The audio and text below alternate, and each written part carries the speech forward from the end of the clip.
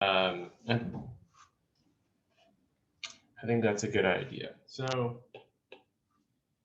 last week we were talking about negation. We were talking about negatives. We talked about the commutative and associative property for addition and multiplication, and how it doesn't work for subtraction and division. And we simplified a few things with brackets, with multiplication. And so I wanted to just review this question here that we didn't get to last week to simplify this expression here. So there's going to be a bunch of terms here being added and subtracted and multiplied, and I wanted to just review what Pemdas tells us to do.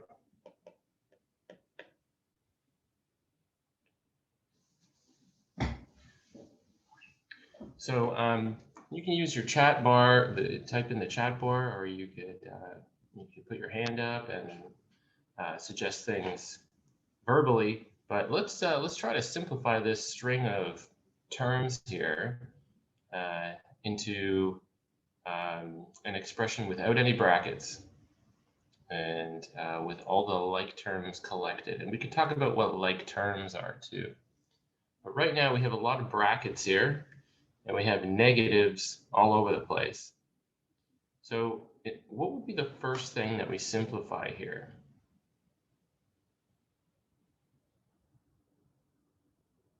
If we want to simplify this, we want to get rid of the brackets. So how can we open up these brackets? Does anybody have an idea?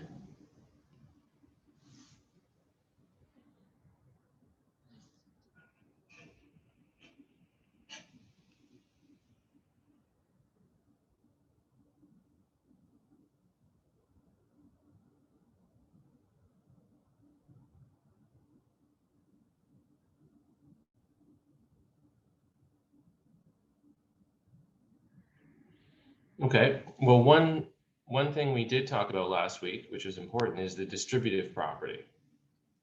So if you remember, the distributive property says that when you have something outside of a bracket multiplying terms inside of a bracket, the factor outside of the bracket can be distributed to both to give us AB plus AC.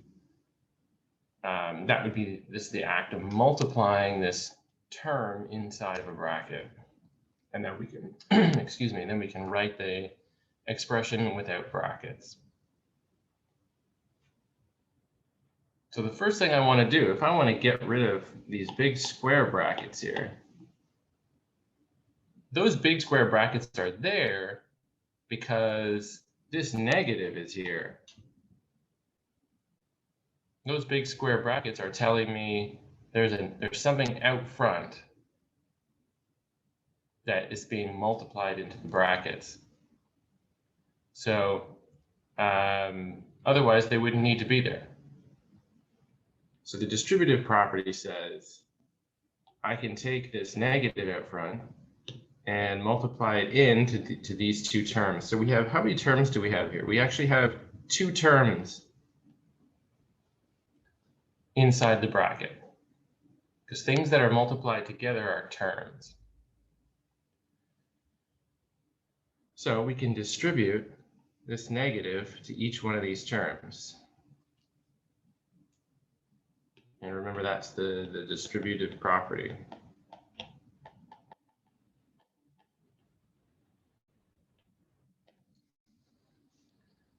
So when we multiply this negative in, what we essentially have is -1 times negative A times negative B plus C.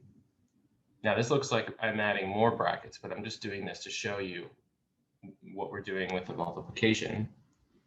And we have -1 times negative B times C minus A. So we've multiplied that -1 out front to each one of these terms.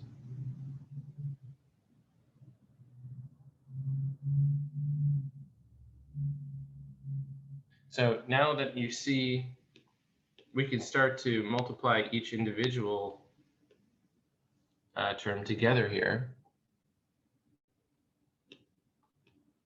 We have -1 times -a. Well, that's going to give us a positive a. That's going to give us positive a, and we still have -b plus c.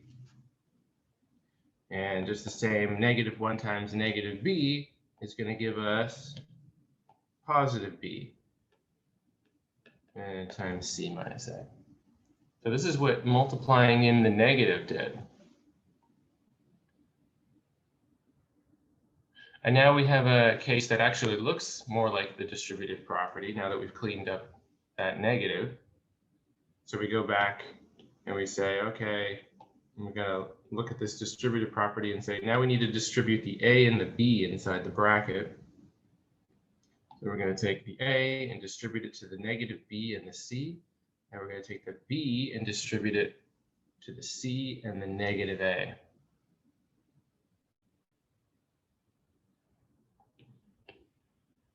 So a times -b is going to give us a negative. And we usually write the letters in the same order. -ab plus a times c is going to give us ac. And when we distribute the b, we're going to get bc. And we're going to get b times -a. I'm going to write that as -ab. Excuse me. And we're left with 4 terms here. So what's a like term? Does anybody know what a like term is? A like term.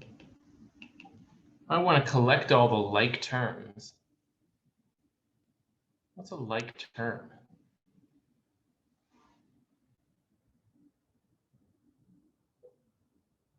Anybody ever heard of that before?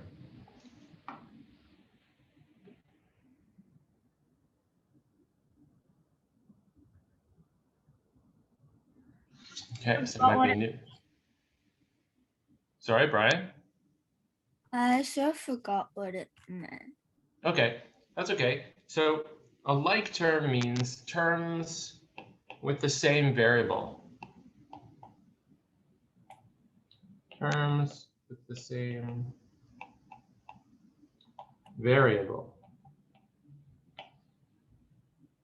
So we just need to look at the variables. The variables we have are a, b, and c. But the variables here, in this term, ab, we see another ab here. So those are the same variables. So those are definitely like terms. AC is different from BC. So we're not going to be able to add or subtract those terms, but the like terms, we can add them together. So we can add, we can add and subtract.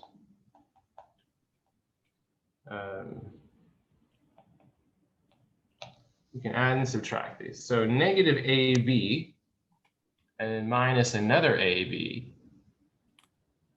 is going to give us -2ab plus ac plus bc. So this is simplified form. This is totally simplified now. There's nothing else that we can do or add together. So that's sort of an application of what we talked about last week with the distributive property and the negation. Does anybody have any questions about this question?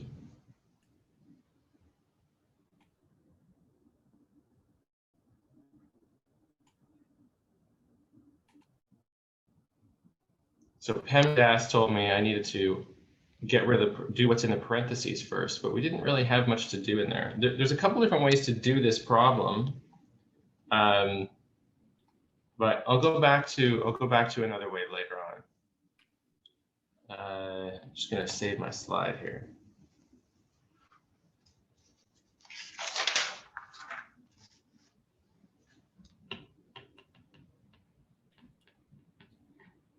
So the next subject I wanted to talk about is exponents, and there's lots of rules that are going to be really helpful for exponents.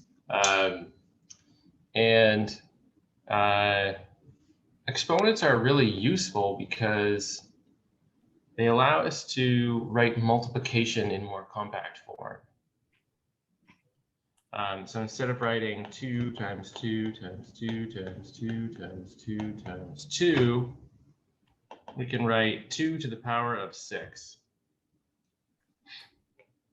So just for those people that haven't seen this before, that's our exponent, and this number down here is the base. So we say that 2 to the 6 is a power of 2. You can say that it's a power of 2.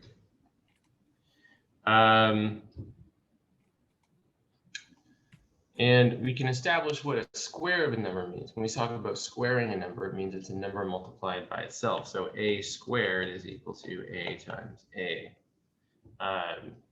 So we've dealt with squares already. And we can talk about perfect squares. Perfect squares are the integers that are perfectly squared multiplications of the same number. So we can talk about a perfect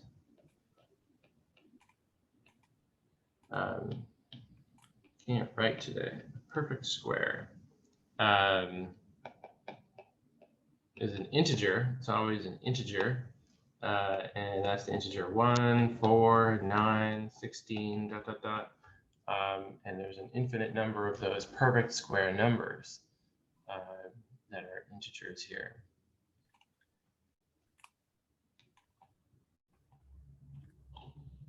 So if we wanted to simplify something with exponents, we need to think about Pemdas. We always need to be thinking about Pemdas. How could we simplify this according to Pemdas? What would we do first?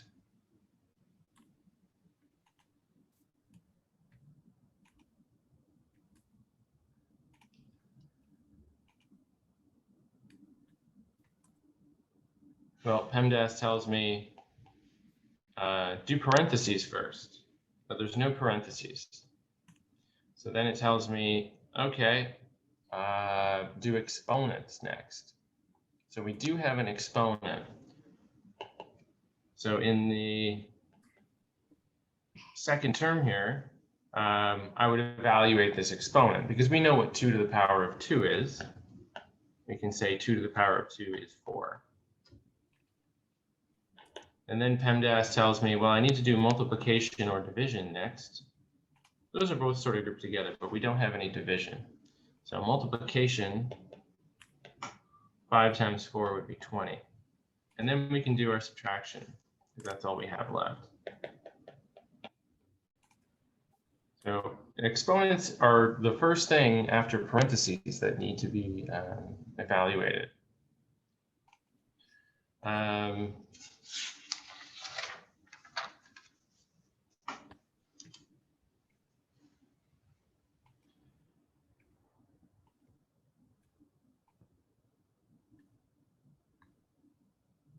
An important note here is negative 2 to the power of 2 is not equal to negative 2 all to the power of 2 in brackets. Now, this is a really common thing that comes up all the time. So we have to be really careful what an exponent is applying to. An exponent applies to whatever is directly underneath it. So in the first case, the left-hand side here, the exponent of 2, the power of 2 only applies to the 2 and not to the negative. So this is actually -4. And the -2 squared, this is like saying -2 times -2. So we're going to get +4 there. So just be super careful when you have exponents on a bracket or not on a bracket that you're not applying the 2 to the negative, because lots of times that's what happens is people apply that 2 all to the negative as well. So just keep that in mind.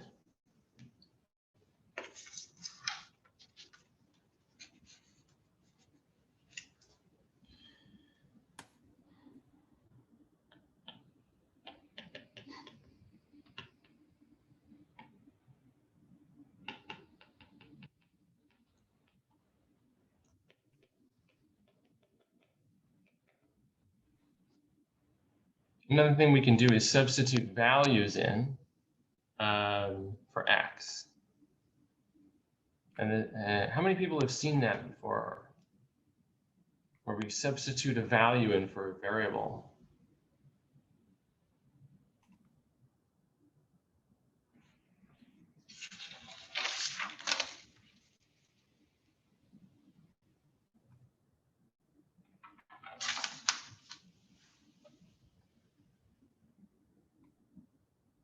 Has anybody seen that before?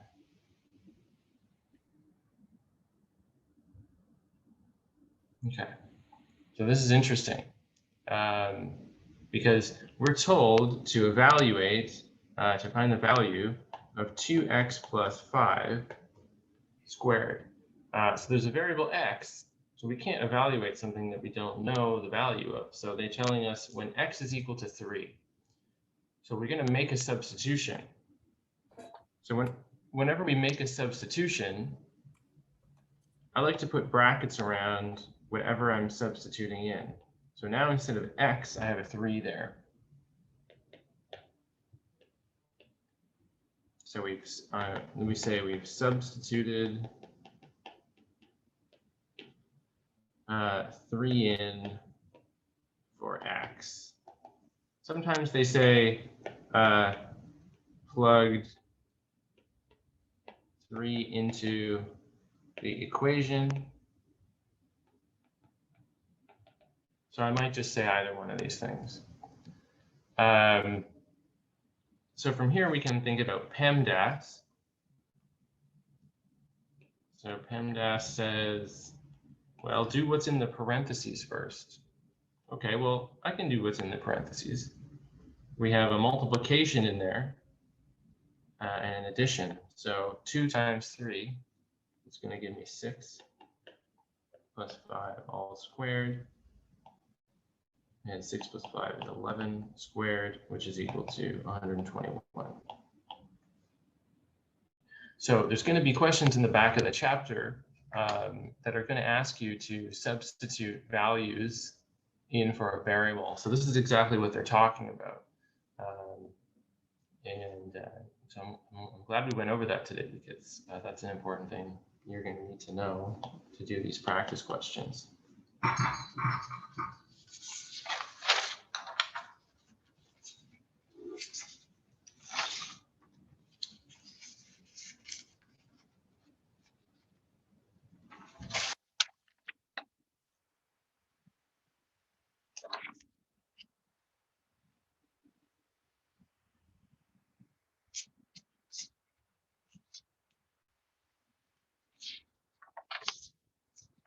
Just jumping ahead here a little bit.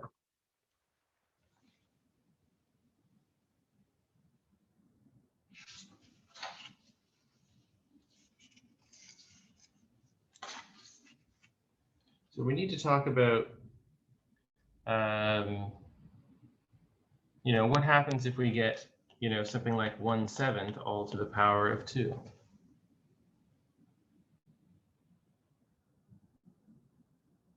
How do we evaluate something like this?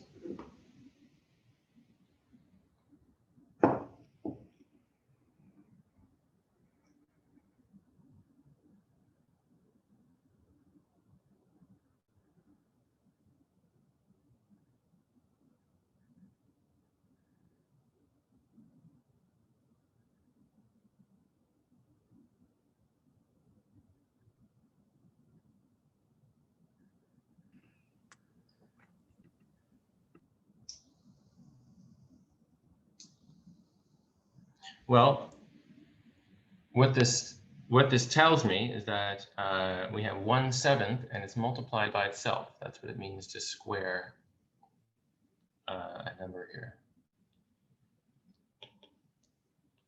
So I can write this as 1/7 times 1/7. We can write it as a multiplication.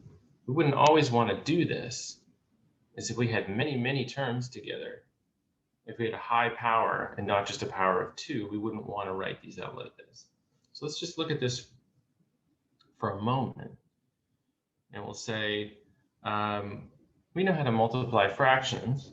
We multiply the tops together, and then we multiply the bottoms together. So we're going to get 1 times 1 over 7 times 7, which is 1 over 49. So we can look at this and say, well, 1 is 1 squared, and 49 is 7 squared. So all that really happened here was we had 1 squared over 7 squared. So we, instead of writing it as a multiplication, we can just apply this exponent in to the top and the bottom.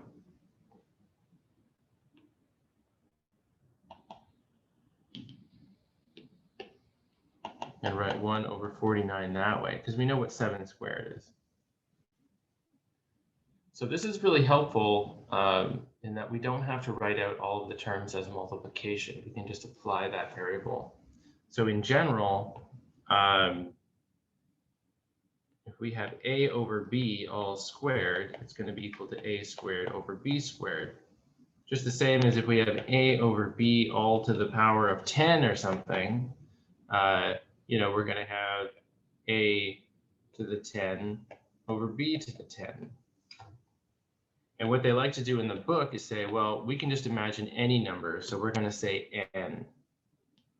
We're going to say the exponent is n, which means any number here.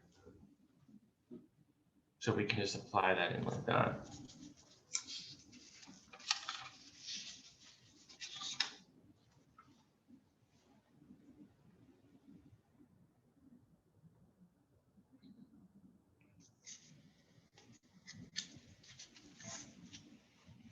I want to look at another common mistake that people make is when we're asked to evaluate something like this. Is this true? Is this equation true?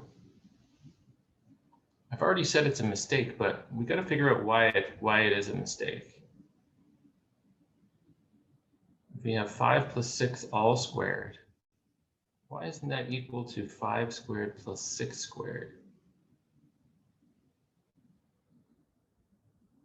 It has to do with Pemdas, what the order of operations is, and what a square of a bracket really means.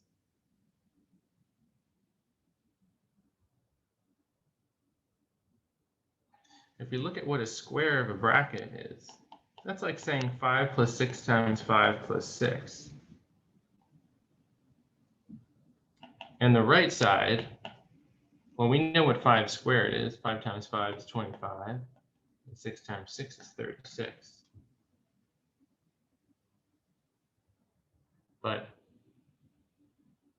over on the left side, Pemdas is telling me, well, I need to do what's inside the parentheses first. So that's the addition here. So we could say 11 times 11. And we know that this is not equal to 61. So in general, we have to pay close attention when we have a bracket with more than one term. So in general, we say that a plus b squared is not equal to a squared plus b squared. And this is a really important rule here. It just comes out of Pemdas, the way that we evaluate expressions using the order of operations.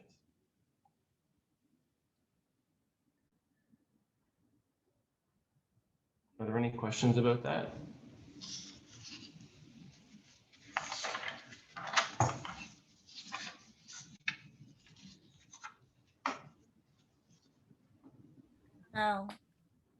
Cool. Okay.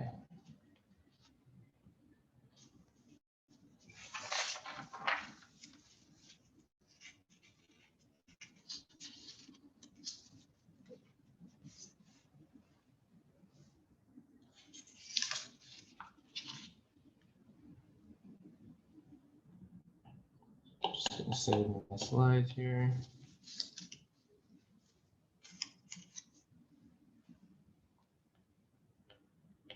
So can we write a to the power of 3 plus a to the power of 5 as a single power?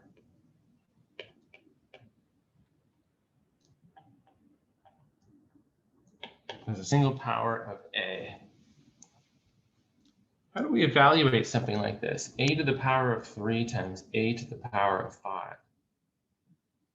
What does this mean?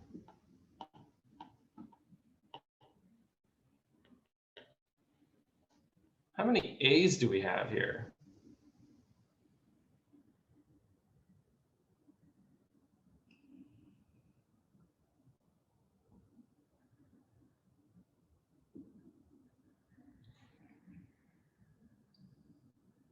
We are multiplying, so the exponent tells me how many times I'm multiplying a together.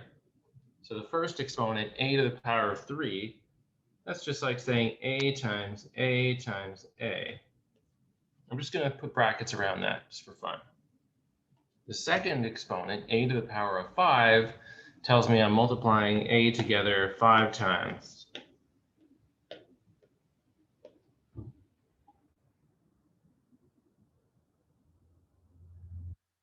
So we have 8 a's in total that we're just multiplying together. So what we can do is write that as a single power of a instead of writing it as a multiplication of 2 powers. This ends up being a to the power of 8. This is the first exponent rule that's going to help us evaluate exponent expressions. And in general, we say that a to the power of m times a to the power of n is equal to a to the power of m plus n. This is the exponent rule for multiplication. So when we multiply terms that have exponents and they have the same base, all three of these a's are the same base, we can add their exponents together. So it works for numbers, it works for variables.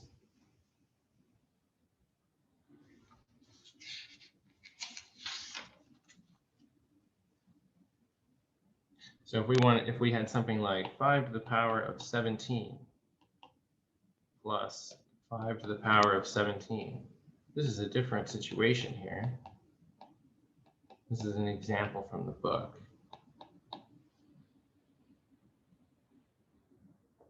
Could we write this as a single power of 5?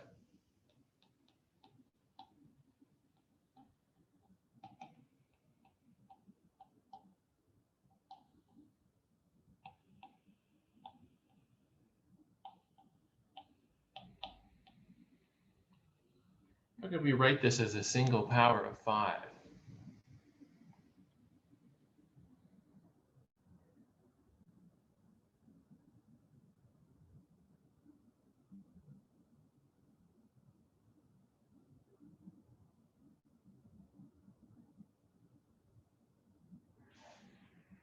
We have 5 to the power of 17.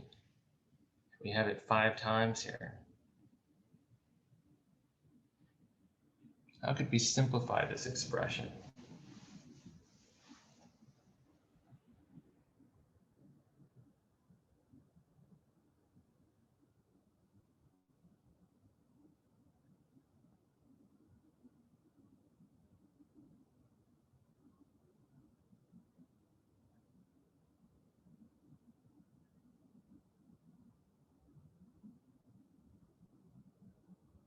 We could add the powers together.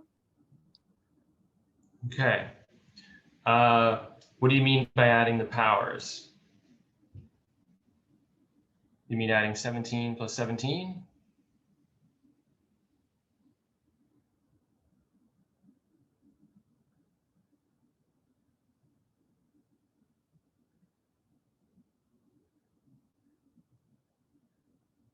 Okay, well, we have 5 of these terms that are exactly the same. So instead of writing 5 plus 5, if we have 5 plus 5 plus 5 plus 5 plus 5, we'd say we had 5 5s, right? But we have 5 times 5 to the power of 17. So I could actually write this as 5 times 5 to the power of 17. Because we have 5 of them, right? And we do that all the time. Instead of saying, you know, I have a ball and a ball and a ball and a ball and a ball, I say I have 5 balls. You know, so we can turn that an addition into a multiplication and say, okay, 5 times 5 to the power of 17. And what this really means is 5 to the power of 1 times 5 to the power of 17. So here's where our rule above comes into play, this multiplication rule, because we have a multiplication of exponent with the same base. So here we can add the exponents together. We can say this is equal to 5 to the power of 1 plus 17, which is equal to 5 to the power of 18.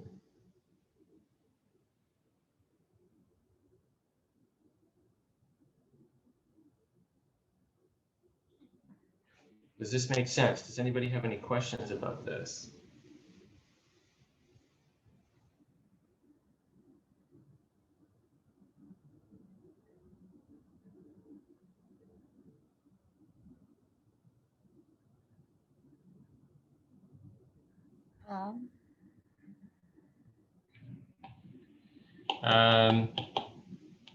Okay, let's evaluate this. Let's evaluate 9 to the power of 7 divided by 9 to the power of 3.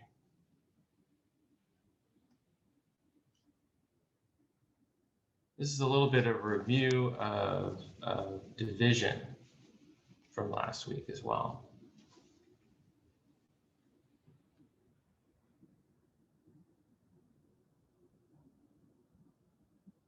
How did we do division again? Remember we talked about division last week? What do we do when we have division in a algebraic expression? How do we handle that? How can I rewrite this? 9 to the power of 7 divided by 9 to the power of 3. What do I do when I see a division sign?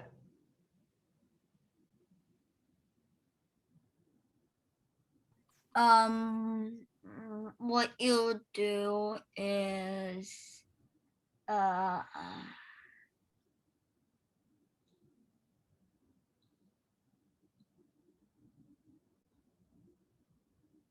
not sure. Well, remember we said that dividing by a number is really multiplying by the reciprocal, right? We always want to turn all the division signs into multiplication signs. But in order to do that, we need to flip the second term. So it's the same as if we were dividing by a fraction. Remember when we divide by fractions, we always flip the second one and multiply. So if you remember, if you have A over B divided by, C over D, we always say that that's A over B times D over C. That's how we divide fractions. So now we just need to get in this mode where we do that with all things that we're dividing by. They don't have to be fractions from the start. but we're going to apply this rule that we've seen for fraction division. Okay. Now that I've dealt with the division sign, I can say, well, we just have a multiplication here of these two terms. And we have an invisible 1 underneath that 9 to the 7 to carry out our multiplication here. So we have 9 to the 7 times 1 on top, which is just 9 to the 7, and we have 9 to the power of 3 on the bottom.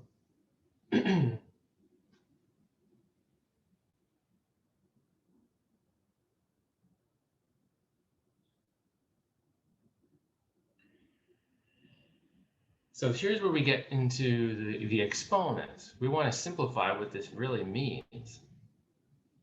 Well, 9 to the power of 7 means we have 9 7 times multiplied together on the top. It means 9 times 9 times 9 9 9 times 9 times 9. Wow. All over 3 9s. 9 times 9 times 9. So how can we simplify this? If we have 7 9s multiplied together on top and 3 9s multiplied together on the bottom, what happens when we have a fraction, anything over itself?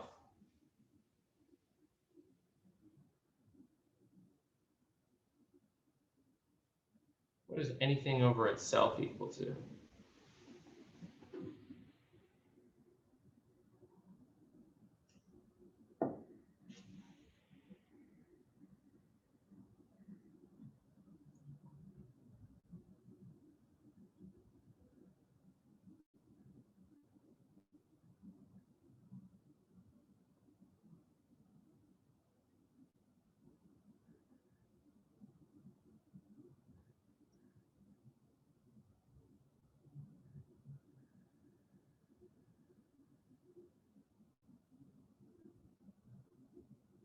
No one knows what anything over itself is? What's 2 over 2? 1. It's 1, and that means that the answer is 9 to the 4th power. 4 9s. 9 to the 4th power, 4 9. Okay. Okay, we're going to get 4 9s left over because we have 3 9s on the bottom and 3 9s and 7 on the top. So we can say every 9 that we have on the top, we can say cross out a 9 on the bottom. So we can take these last 3 9s away because they're all equal to, this is 1, 1, 1.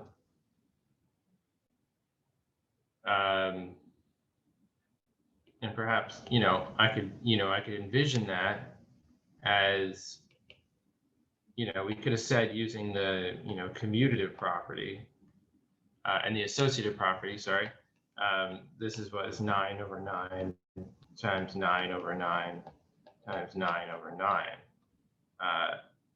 And these are all 1.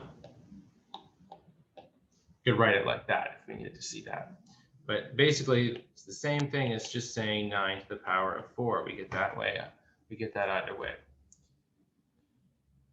So this, we've just seen the rule for division for exponents, terms with exponents that are being divided. I ran out of room here, so I'm going to write it on the next page. When we have a to the power of m and it's divided by a to the power of n, we subtract the exponents. So we could say, write this as a to the power of m over a to the power of n. We subtract the exponents. So no matter which way you see it, that's the fast way to simplifying a rational expression involving exponents. And notice that the base has to be the same again. We're only doing this when we have the same base in the numerator and the denominator.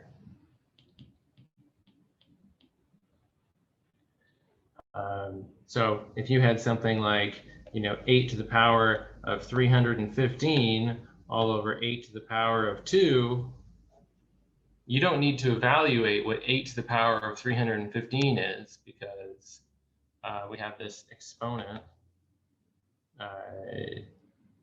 property where we can say, well, this is equal to 8 to the power of 315 minus 2, which is equal to 8 to the power of 313. We're never going to really deal with exponents this large, but we could if we wanted to. So this is the division rule. And most of the time, we're not going to be writing division signs. Most of the time, we're going to be looking at this form of the rule.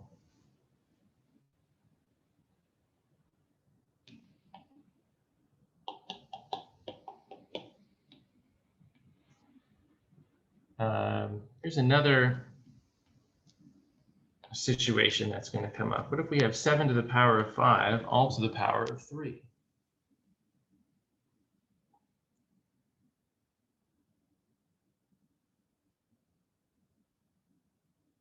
How can we think about this? We want to write this as a single power of 7.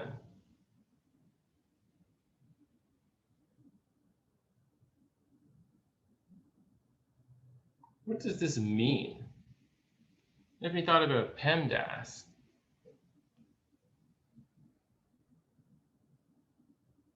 Is there another way we could write this out? Just using like multiplication even.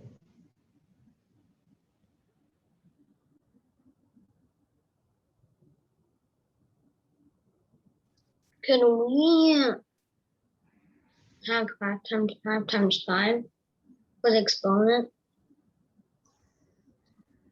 5 times 5 times 5. We can, but we have to see why. We're going to, if we have something to the power of 3, what that means is 7 to the power of 5 times 7 to the power of 5 times 7 to the power of 5. This is what 7 to the power of 5 to the all to the power of 3 means. So from here, we can say, oh, well, this is just our first rule that we learned, which was a to the power of m times a to the power of n. And what we did was add the exponents. Because I don't want to have to write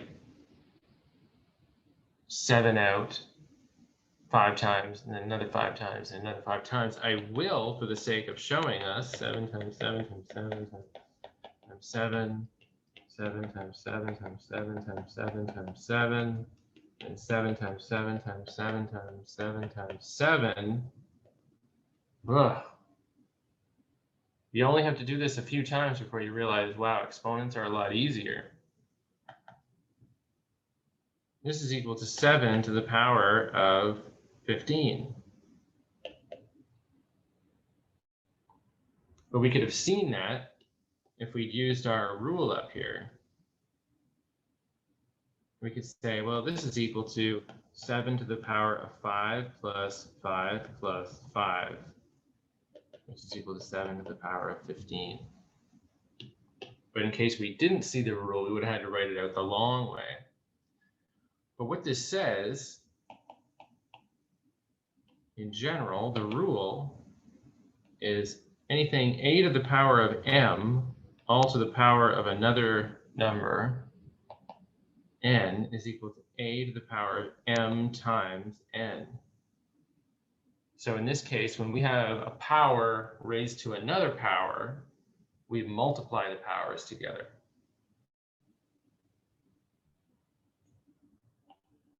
This is another very important rule of exponents, of evaluating exponents.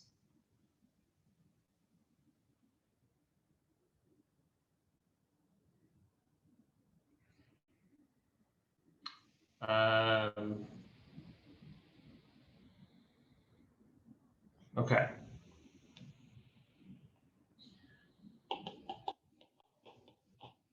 So we've got three pretty useful rules right now for evaluating exponents, and I'm going to write them all out. Here we have a to the power of m times a to the power of n. We know that we can add the exponents. We know that if we have a to the power of m all over a to the power of n, we know we're going to subtract the exponents.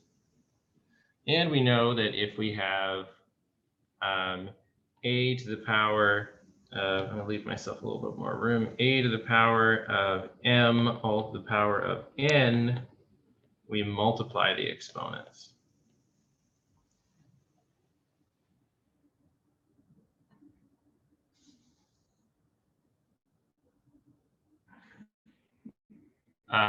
So these are really powerful rules here. What if I was asked to evaluate, actually, what this question is asking in problem 2.19 in the text,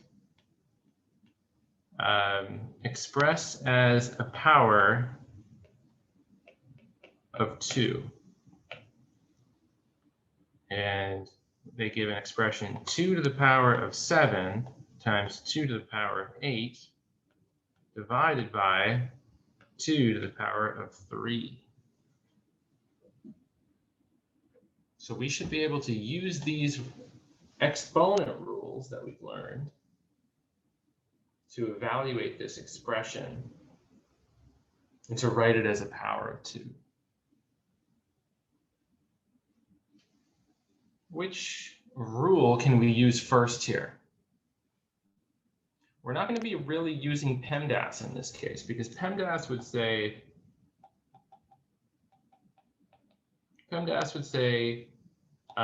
you know, evaluate what's in the bracket first, or the parentheses. Which actually, we could do that. But the second thing is, it tells us to evaluate the exponents, but we're not going to do that right now.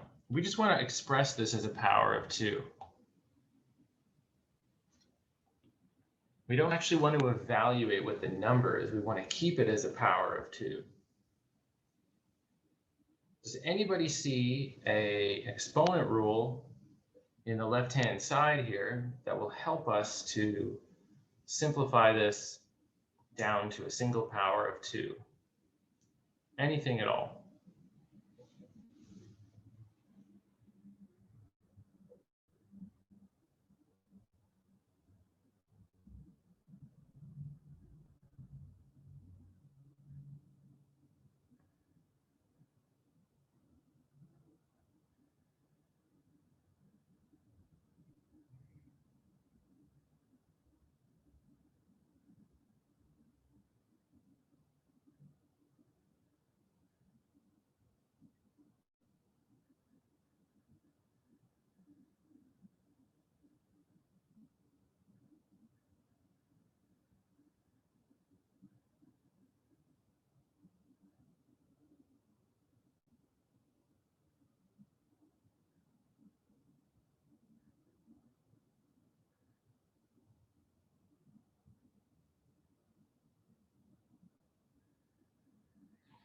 Let's start with the, let's think about Pemdas. Let's start with the parentheses. What can I do to rewrite 2 to the power of 7 times 2 to the power of 8 as a single power of 2? Which one of these is going to help me do that? This one, or this one? What situation is that we have?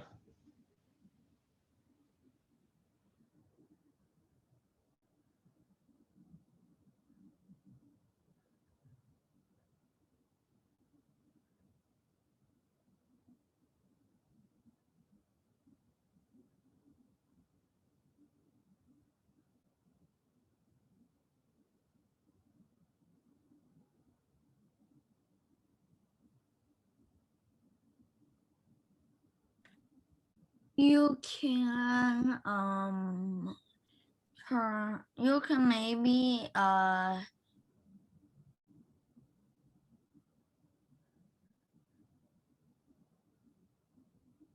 turn that into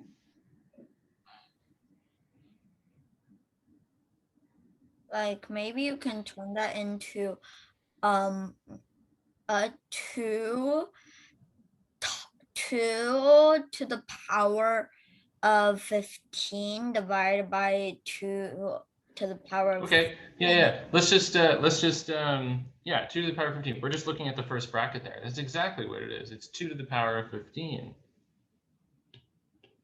Because this is, I'm going to write this out as 2 to the power of 7 plus 8. And that's because of this rule here, right?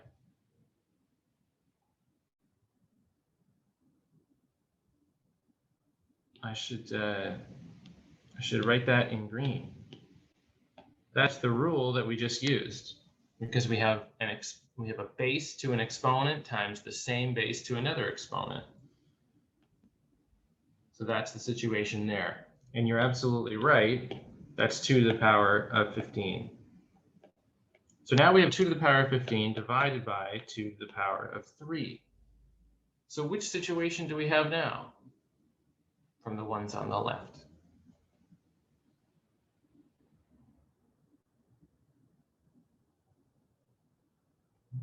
We clearly don't have the first situation anymore.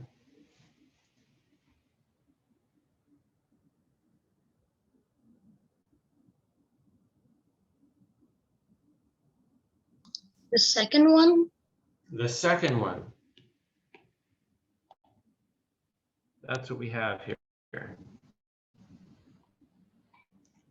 Okay. What do we do then? How can we rewrite 2 to the power of 15 divided by 2 to the power of 3?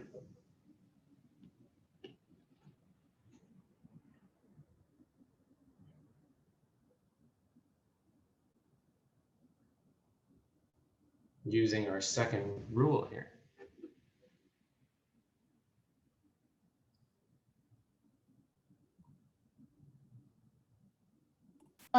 you can, for the second rule,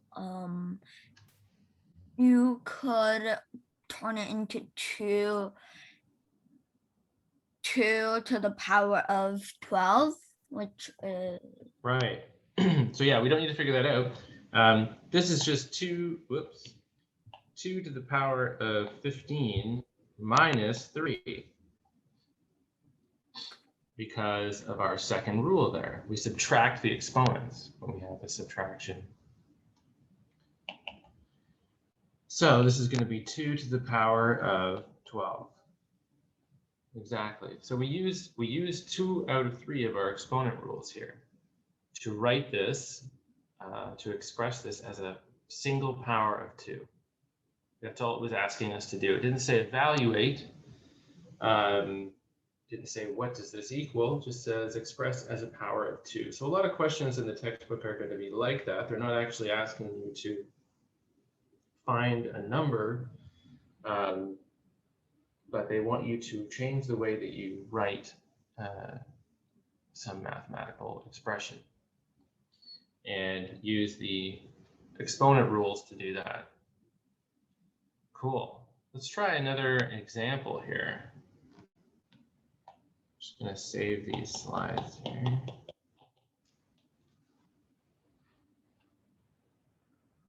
Okay.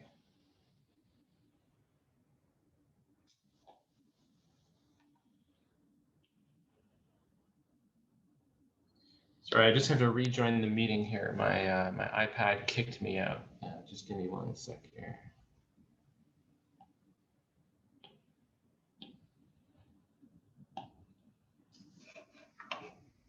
It sometimes does this.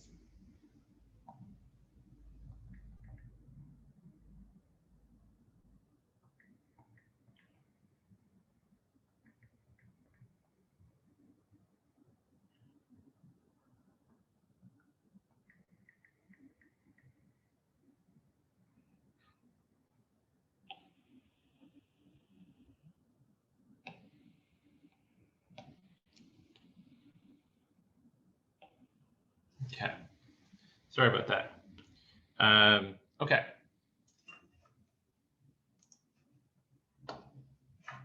So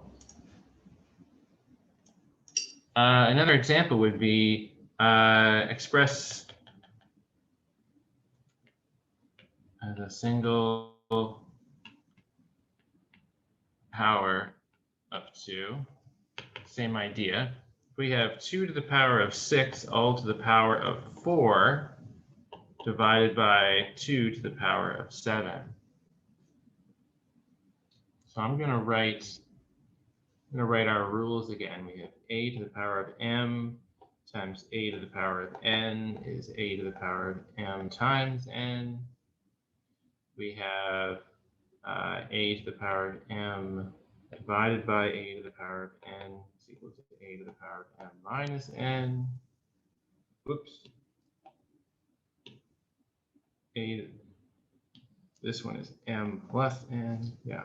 And we have a to the power of m all to the n is equal to a to the power of m times n. Okay. Just keep these off to the side. So which ones are we going to be using to simplify this expression?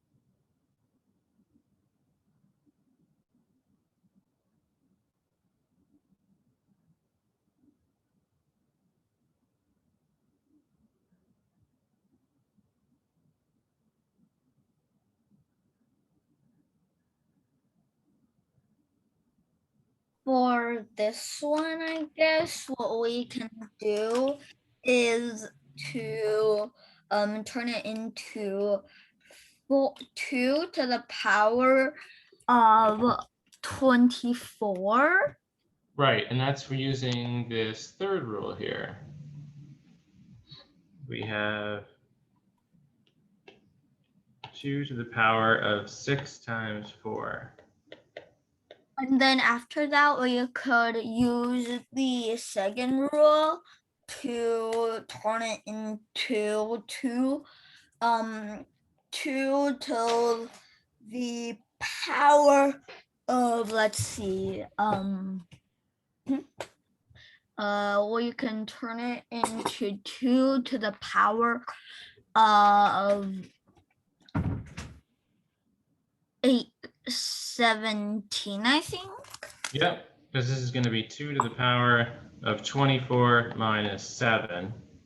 So 2 to the power of 17.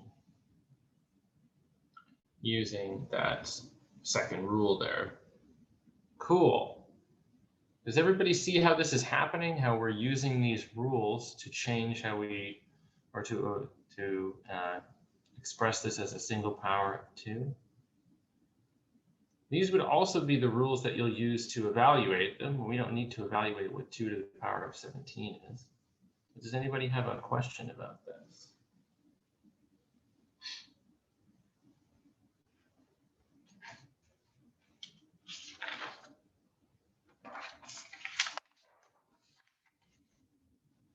Okay.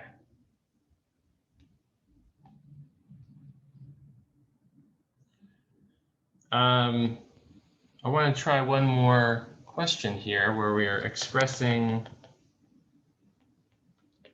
as a single power of 2.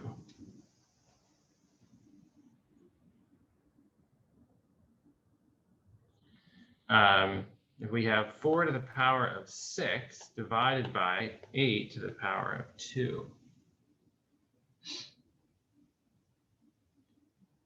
So you might say, well, hang on, we don't have any powers of 2 here. 2 isn't our base. We want to express as a single power of 2.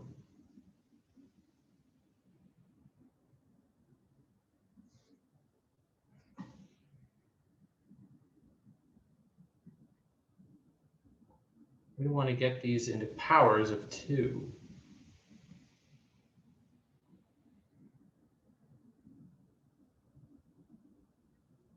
So let's think about 4 to the power of 6.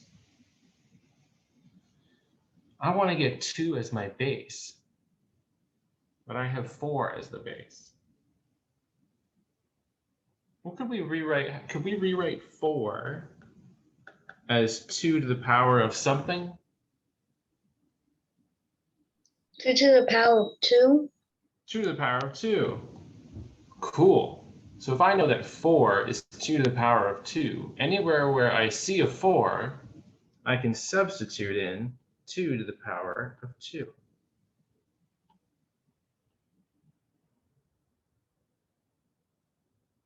Does that make sense?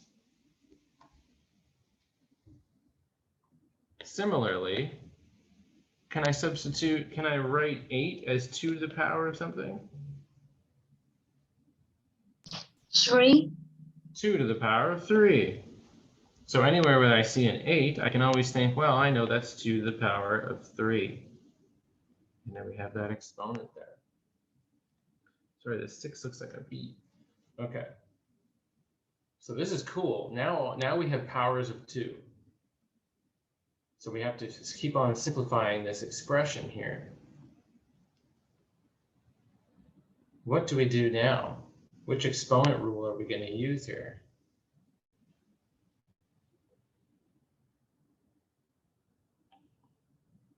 Which exponent rule are we going to use to evaluate or to simplify this situation where we have one exponent raised to another power?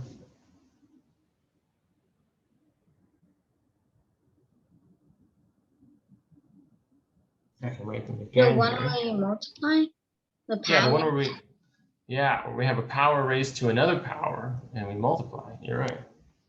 So this is going to give me 2 to the power of 2 times 6. And that's all divided by 2 to the power of 3 times 2. So we're going to get 2 to the power of 12 divided by 2 to the power of 6. And what do we do now? We can write this as a single power of 2 using our division rule. What are we going to do?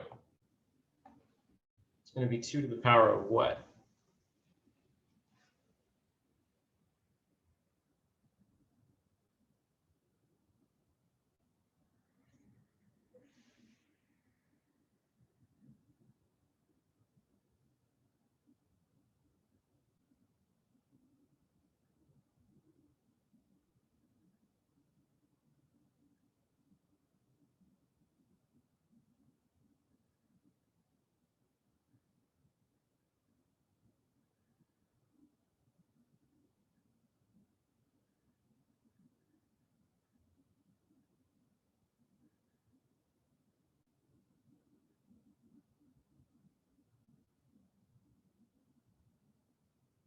Do you need me to write out the rules? Remember the division rule? 2 to the power of 2. Not to the 2. We have to remember, we have a to the power of m divided by a to the power of n. That means we're going to subtract the exponents. So it's going to be 2 to the power of 12 minus 6, which is 2 to the power of 6. Okay, so I mean, we just learned these today, so it's going to take some time before you remember them in each situation. So there's not that many rules, but they're very helpful. And once you see them a few times and use them a few times, like in the chapter questions, you'll get really quick at them and you'll be able to see right away exactly what to do here. Okay.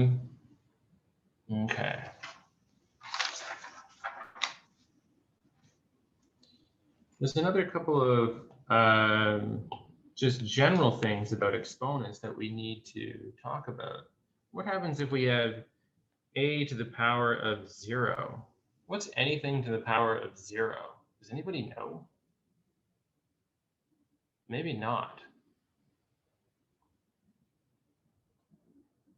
Is it 0? You'd think it would be 0. That would make sense, but it's not. They define this in math as 1. 1, like the number 1 or some weird kind of 1? Just the number 1, just a regular number 1. So if we had say 2 to the power of 0, that would be 1. If we had 2xy all to the power of 0, that would be 1. I tried it out on a calculator and it was really 1. Yeah, that's how they define a 0 power as being 1. So it seems strange, but that is just a fact we have to accept. So whenever you get a 0 power on anything, your answer is 1, which is nice because that's easy.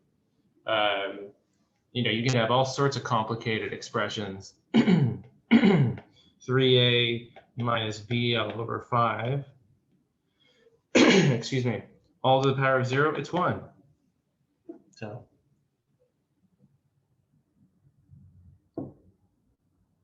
So that's one thing I wanted to make sure to go over. And in addition to that,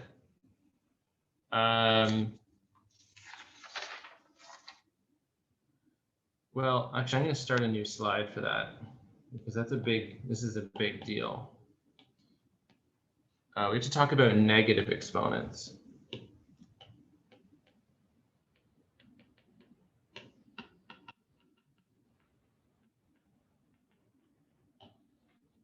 Negative exponents come up a lot. So if you have a to the power of negative n, this means 1 over a to the positive n. So if we had something like 2 to the power of negative 2, we could say that equals 1 over 2 to the power of positive 2.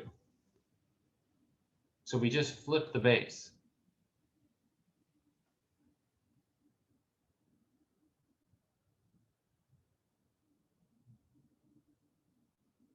And this even works for negative 1. If we had 3 to the power of negative 1, we would just say that's 1 over 3.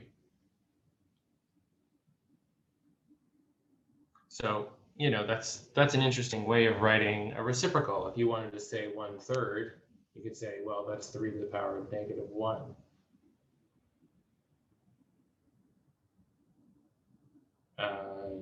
So that's a new idea. This idea that a negative exponent will flip a base.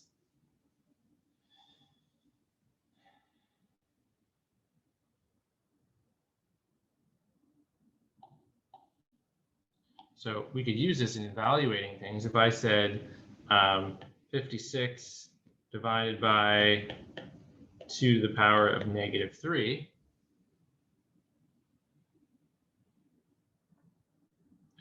the first thing we usually do is get rid of a negative in the exponents. We don't want to write things with negative exponents a lot of the time.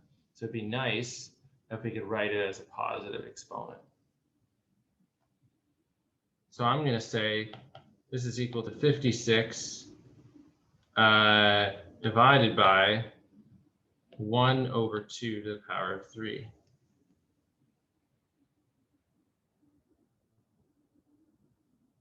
So we just send it to the bottom. We send the 2 to the denominator and change the sign of the exponent to positive.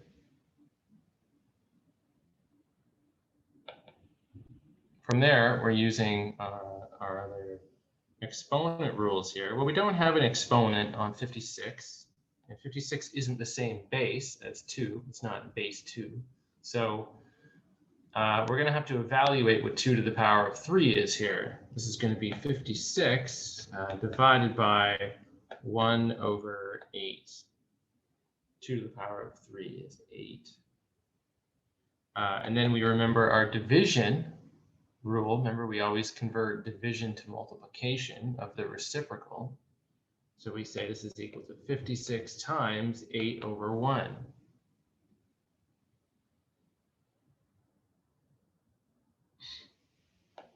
Which, if we figured that out, would be 448.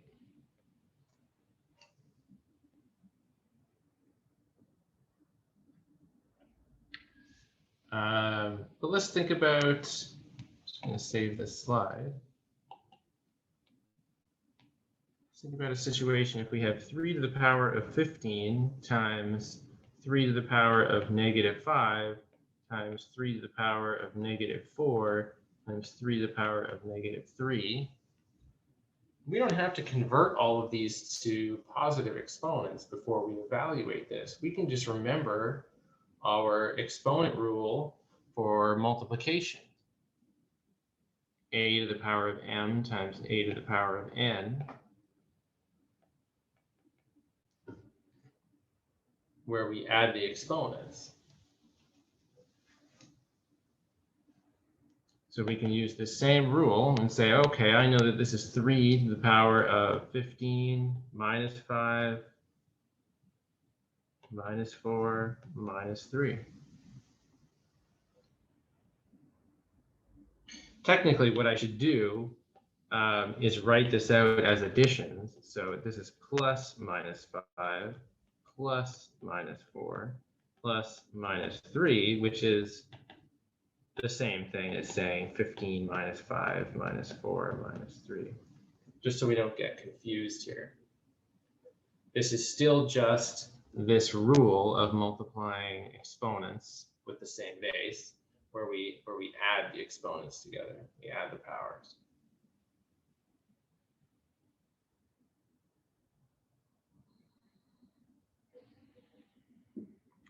So when we do this subtraction, we're going to get 3 to the power of 3, which we can evaluate. That's not that big. 3 to the power 3 times 3 is 9 times 3 is 27.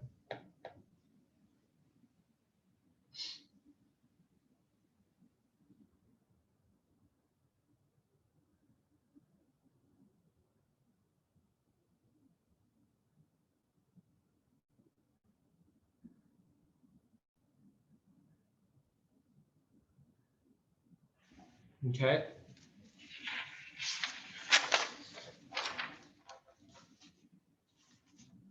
What would happen if I had 1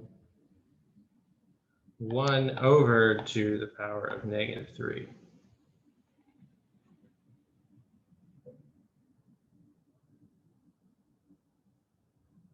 How can I evaluate that?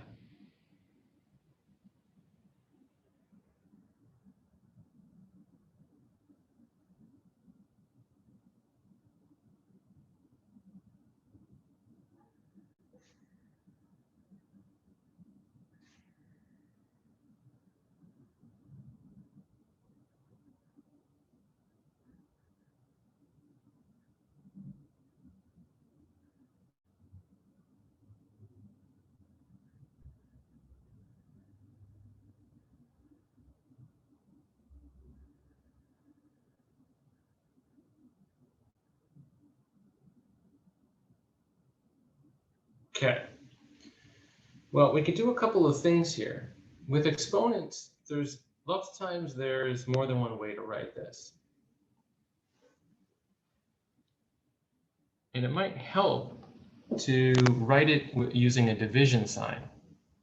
So we could say this is equal to 1 divided by 2 to the power of -3. And then we could say, well, I know that's equal to 1 divided by 1 over 2 to the power of 3. to change it into a positive exponent. And then I could say, well, I know a division is really a multiplication of the reciprocal. So I change the division to a multiplication, and I take the reciprocal of the second term.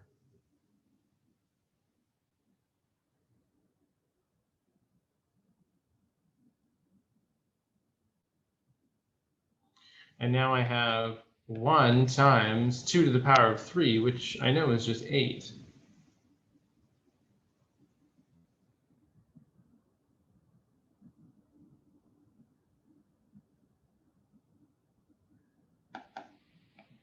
So I get 8.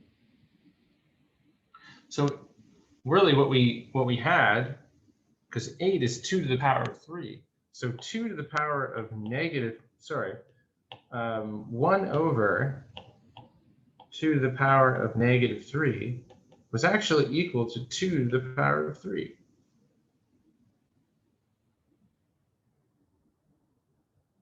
That's pretty cool, because what that means is, in general, 1 over a to the power of negative n is equal to a to the power of n.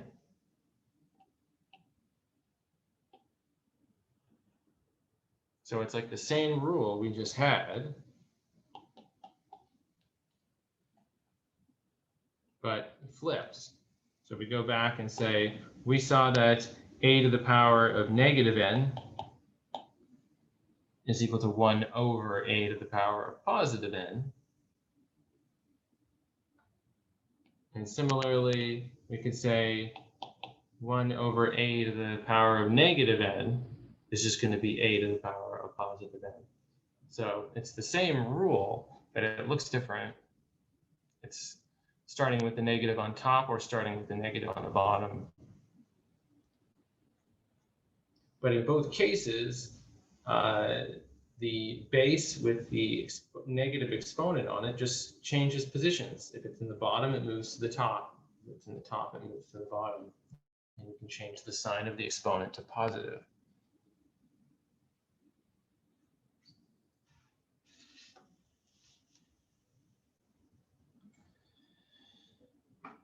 Okay. This also works for fractions. So if we have a to the power a over b all to the power of negative n, we still just flip the base and change the exponent to a positive. That's the this is the action that happens here.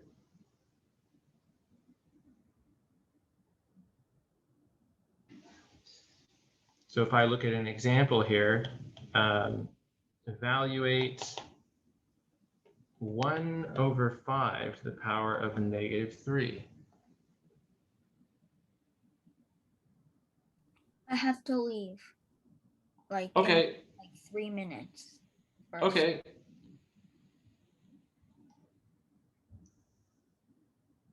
So my rule up top says, well, I can change the sign of the exponent to positive, but I have to flip the base.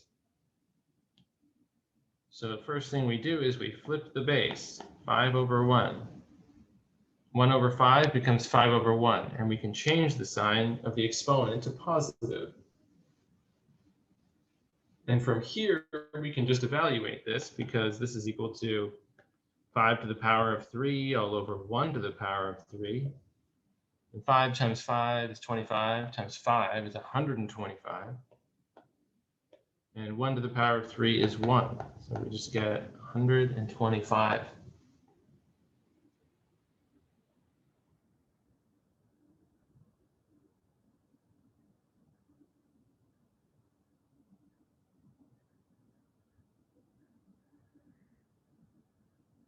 So we'll just try a couple more examples here. What if I had a to the power of negative 6 times b to the power of negative 6? How could we write this in a more simple way. Sorry, my sixes are looking like B's today. -6, -6. We could write a to the power of -6 times b to the power of -6. Well, when we have a negative exponent, first thing we can do is just put it on the bottom and change the sign of the exponent to positive. And do the same for the b to the power of -6. So now we have two fractions containing exponents multiplied together. And we could say, well, we don't have to write this as two fractions if they're multiplied together. We could say this is 1 times a to the 6, b to the 6.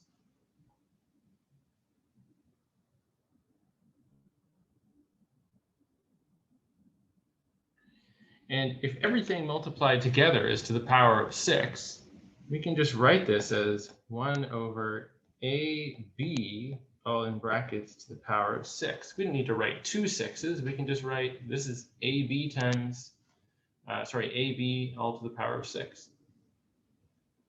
We can group everything together that's raised to a power of 6.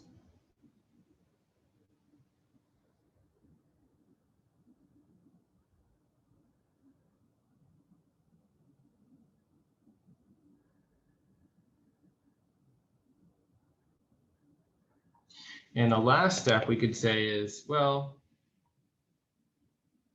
why don't we say that this is ab all to the power of -6. So this is just showing you the different ways to write this out. We weren't actually trying to evaluate anything here. I just wanted to show you how you can separate and bring together different terms in here, all with negative exponents, just by playing around with changing the sign of the exponents. We can change the way we write this. I mean, this is all completely different ways of writing the exact same thing. So we have to get used to that idea that in exponents, there's going to always be more than one way to write our answer. And it's going to help us evaluate things.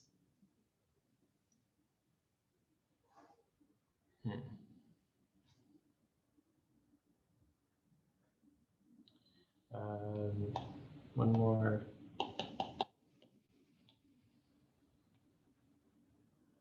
We're asked to simplify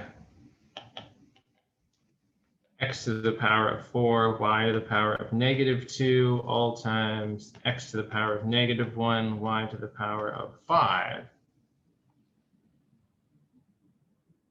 We don't have any numbers as our bases. These are all variables.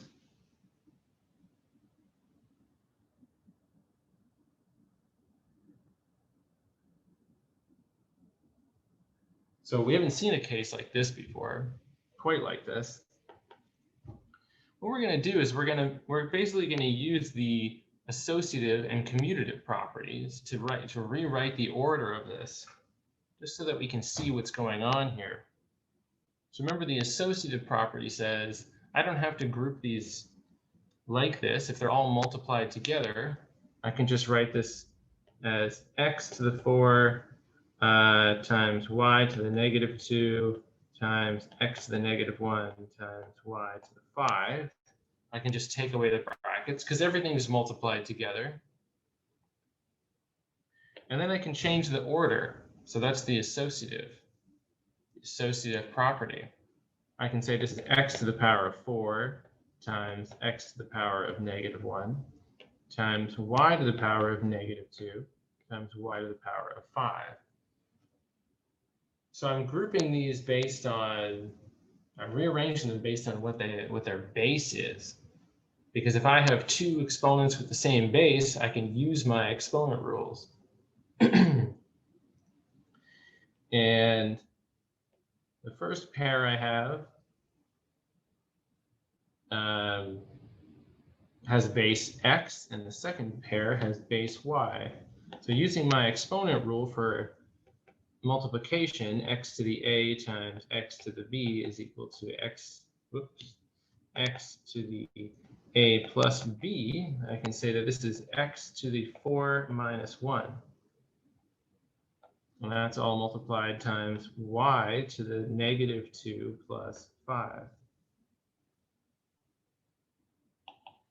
So we get x to the 3 times y to the 3. Negative 2 plus 5 is going to give us 3.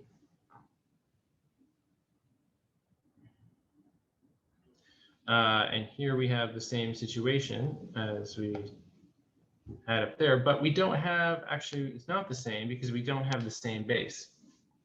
X and y are different bases, so we can't use this rule again for multiplying exponent terms. But what we can do is, because both of the exponents are the same, we could write this out as xy all to the power of 3. That would be a more compact way of saying this. Or we could just say, you know, x3, y3. They both mean the same thing.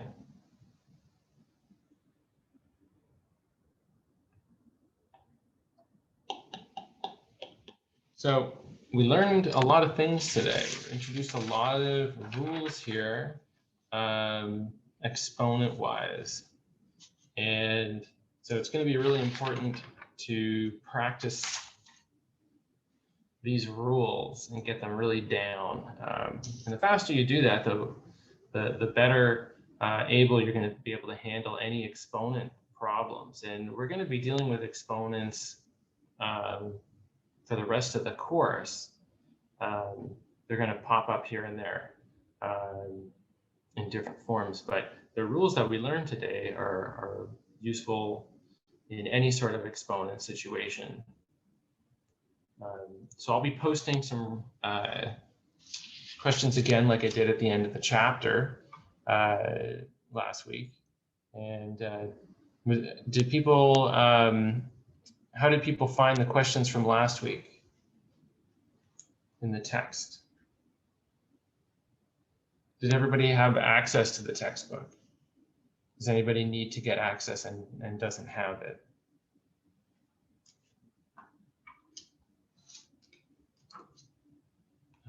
Okay, that's good. If anybody needs to access the textbook, just let me know. Or contact Fiona, who's organizing this course. So that's it for today. I'll be posting the questions in the next 5 to 10 minutes here. And I hope everybody has a really good week.